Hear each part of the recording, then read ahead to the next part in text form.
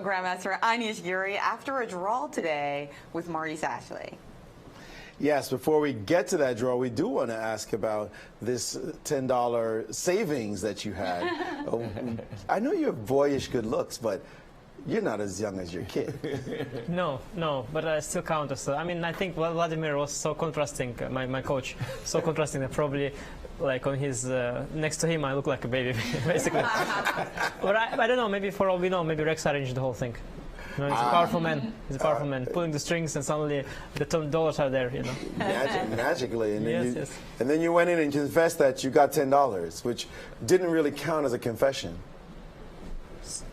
That's $10 extra. You want some content? For extra content, $10 extra. Which we're willing to pay. Oh, you're willing to pay. I am willing to pay. I am willing to pay. I want every shattering news. I don't want. Tomorrow, if I'll see my coach also written as a child, then we'll give you a good one. Well, this game, you seem to have a little something, but Maxime, as Yasser says, or as Yasser likes to joke, Greenfield players seem like they don't feel happy unless they're down a pawn, and somehow Maxime once again is able to defend this position. Yeah, I mean, I had a sort of a clear pawn in the center, and it was not really hanging. But I allowed this bishop takes c3. I mean, queen c6, to be honest, I missed that very beautiful idea. But actually, despite that I missed it, I was actually happy to get the endgame. But then I sort of decided to tempt him into capturing my h4 pawn, only to realize that I had a nice trap there, which he actually didn't see, but turns out that there is this defense of switching the rook back to d-file. I mean, in my calculation, I would sort of stop. We have this position we can generate. Yeah, first pawn serve knight c3. If we go move back, I mean, I can play any move. I mean, I can play, I don't know, queen c2, rook c8, queen d3, or I can even play queen b1 maybe. I mean, I can just, as long as he cannot capture on d5 because of knight f4, I'm happy. But I thought knight c3 was just very strong. I mean, I can do this, and then he will probably go back and forth with the rook, and maybe somewhere he'll go, I don't know, h5 or bishop e5, make some waiting moves. And I have to sort of find a way to proceed somehow. I was wondering how to regroup. And I thought, okay, knight c3 was a very nice opportunity for me. Because I thought but yeah, I missed this queen c6 idea. And at first I was so shocked, I thought that maybe I can blunder it into a draw or something.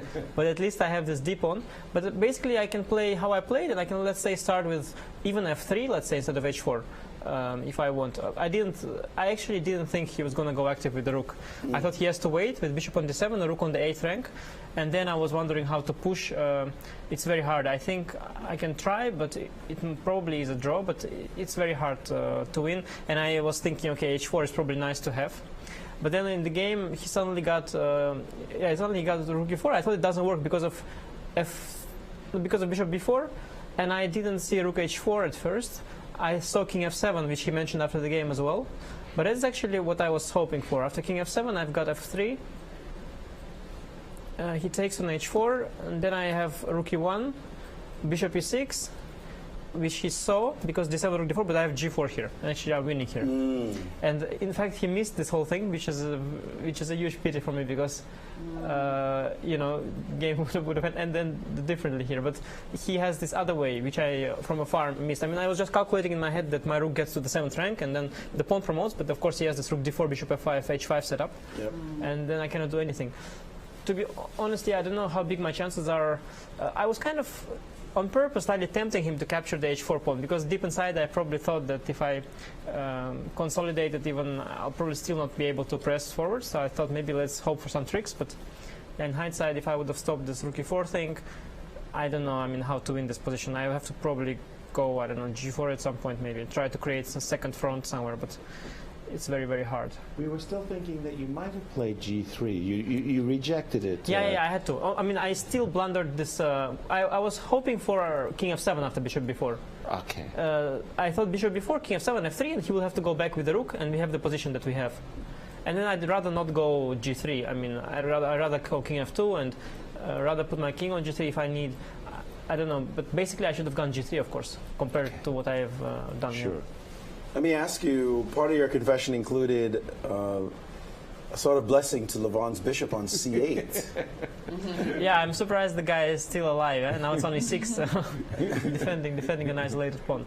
But after d6, it looked like this is not going to be the game of the c8 bishop. But okay, Levon heard my confession, and as a good priest, decided to answer that. And this event has featured a number of draws. Fighting chess, but draws. Nevertheless, only one win so far. Few games pending, hoping for a decisive result. That is, not you hoping for a decisive result. You no doubt hope that they just keep drawing at least this round. Yeah, sure. But any explanation? It's quite interesting. I mean, usually people sort of immediately blame the players, but you cannot do that here because we had exactly the same field in the Croatia, right? Yes. So you gotta blame something else. Because I was there too, so you cannot blame me either. Just in case you decide to blame me again for all this, for all the sins. We were wondering, maybe it's the combination of like a little time to prepare before the game in the morning. Because in Croatia we started much later, so there was much more time to prepare. And then when you have so little time, you probably are more likely to do something safe. And at the same time, it's very hot outside as well. It was hot in Croatia. So I think don't try that one. No. What do you mean it was hot even in the playing room? In fact, people were complaining that the reason why there's so many decisive games was because it was so hot in the playing room that you guys couldn't think. No, it was hot during the game, so we could make mistakes. But here it's like on the way, like you go from the hotel, you had no time. In panic, you rush. You're just in time to put your jacket. So you're running, and then suddenly you enter the street, and it's so hot, and you are so happy to reach the playing hall. You already just want to just come, make a draw, and go back. That's it. This 3-minute walk is what you're talking about, by the way, from the chase. We can get you a ride. Yeah. No, but I mean, honestly, there is no reason. I mean, I think one thing is that Magnus hasn't started winning yet. He is usually a sure guy to, and usually when there is someone already who gets going, the others try to catch up. So I think Magnus will win today, and things will unfold. You think this position is winning? No, but it reminds me very much of this game he won in Croatia against Dingliren. He's got this bishop pair, and I mean, they just... But how do you win? Let's take a look at this precise position at the bishop. I think the question is only how is white drawing. As long as white doesn't draw this one, I mean, on like by force with bishop e4, then I think... Because Yasser came up with a very powerful plan, the idea of trying to play for bishop e4, queen e2, and bishop e4 if you insist on putting your bishop on e5. You mean after bishop f5 or? So yes, bishop f5, queen e2. Yeah, and if there's like queen d7 here instead of bishop f5, yeah, queen d7. I should probably not put the bishop on f5 because then I get into the straight. Queen d7, pesky threat on h3. I mean, I don't know. I'm asking you. Yes. Isn't there queen h3 here, just like mate in 2 or something? Yeah, I warned you. No, it's not mate, but it's winning. It's winning. Yeah. Yes, queen h3 is a double threat. No, I mean, you know, it reminds me that game with Dingliren. What's very important is that these bishops have to be like as back as possible. So the one on c8 is very good there. Better not to. He played bishop f5, however. Yeah, I like queen d7 and queen h3. That had more spice. Definitely. Yeah, and then just queen d7 and then just walk around as if you just don't want anything.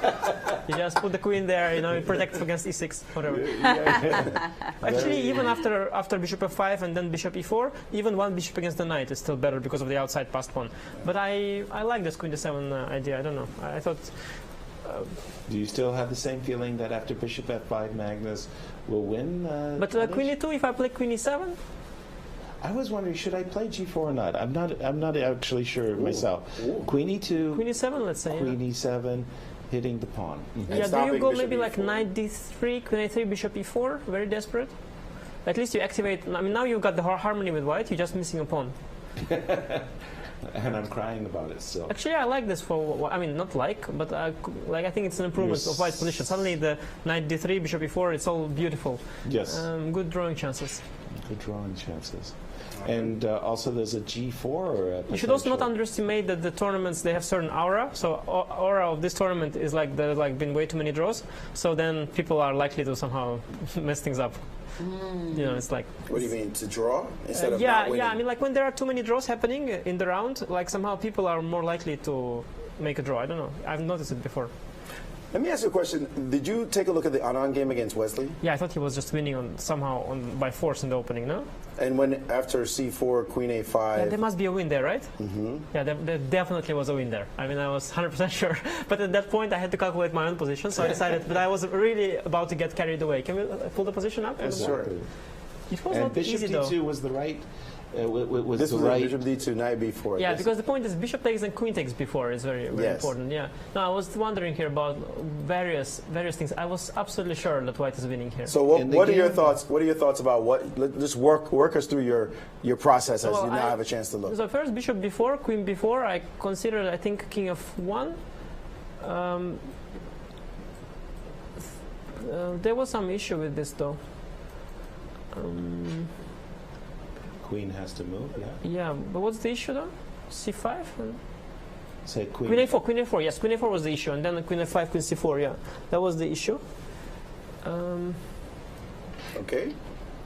Yeah, okay. I was considering also rook takes, but then bishop takes c5, How about queen and then b3? h6. I think You calculate queen b3. Yes, queen b3. I thought queen a2. Exactly. All right.